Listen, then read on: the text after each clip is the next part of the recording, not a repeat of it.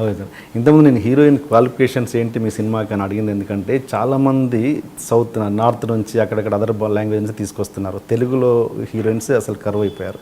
అంటే వాళ్ళకి ఒక ఇది ఉంటుంది, గ్లామర్ రోల్స్ మేము చేయమనో లేకపోతే కొన్ని ఫ్యామిలీ సినిమాలు అయితే చేస్తాము. శేఖర్ కమల గారు లాంటి సినిమాలు అయితే వాళ్ళకి ఒక సెక్యూరిటీ ఉంటుంది అనుకోవచ్చు, లేదంటే ఒక బాగా చూపిస్తాడు అన్న విధంగా ఉంచారు.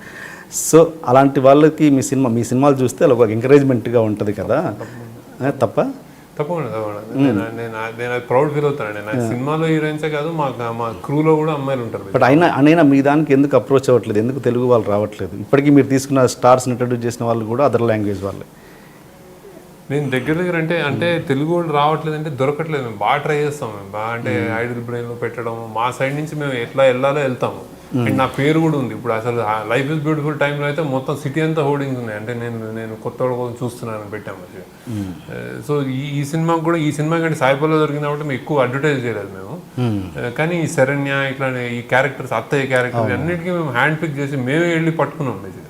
సో మేము ఎప్పుడు ప్రయత్నిస్తున్నాం. అమిగోస్ క్రియేషన్స్లో హీరోయిన్లు కాస్ట్ అని మేము ఎప్పుడు ఓపెనే ఉంటాం. మాకు అసలు ఫేస్బుక్ మనం పేజ్ తయారు చేసి దాంట్లో ఒక పెద్ద సైట్ తయారు చేసి మీరు అప్లోడ్ చేయొచ్చు అని చాలా మా సైడ్ నుంచి ప్రయత్నం చేస్తూనే ఉంటాం.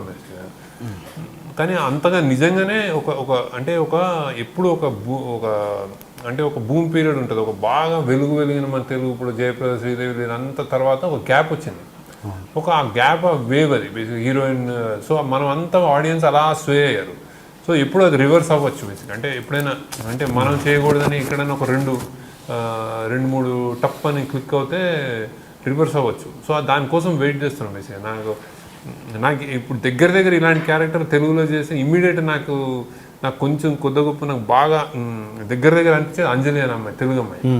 సో అంటే ఇప్పుడు ఆమె ఫస్ట్ టైం ఉండి ఆమె కానీ ఇప్పుడు సీతమ్మ వాకిట్లో చేసింది. సో ఆమె ఇంకొంచెం ప్రెషర్ ఉంటే నాకు నేను అంటే జనరల్ రిఫరెన్స్ చెప్తున్నాను. అంటే ఆమె ఇప్పుడు చేసేస్తాని బెటర్ అని కాదు, బేసిక్గా ఎందుకు అనిపించింది మీరు తెలుగు అమ్మాయిన కానీ ఆమె అలాంటి చలాకిదనం అలా ఉంది అసలు.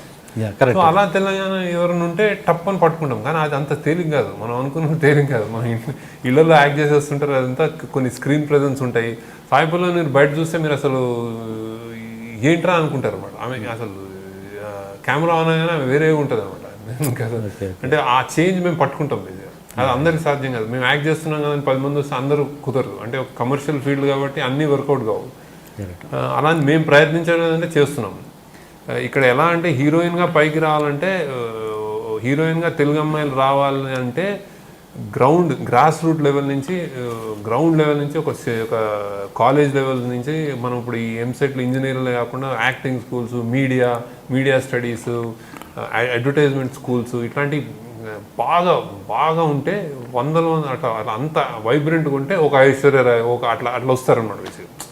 ఎవరో కోటికి పుడతారని ఉండదు. అంటే కాన్స్టెంట్గా అదొక కల్చరల్లీ అది మనకి యాక్టింగ్ కానీ, ఇప్పుడు మరాఠీలో థియేటర్ ఉంటుంది, చాలా మంది వస్తుంటారు ఆల్టర్నేట్ సినిమా. సో అట్లా థియేటర్ కానీ అలాంటివన్నీ మనం వచ్చినప్పుడు సినిమాకి అవుతుంది. సినిమా ఎప్పుడు ఏదంటే చాలా కోట్లతో కోరుకున్న విషయం కాబట్టి అది వాళ్ళు ఇమీడియట్గా అనుకోగానే ఒక 2 months టైం ఉంటుంది కాస్టింగ్కి, వాళ్ళు వెళ్ళి పట్టేసుకోలేరు బేసిక్. అది ప్యారల్గా గ్రో అవ్వాలి ఇండస్ట్రీ.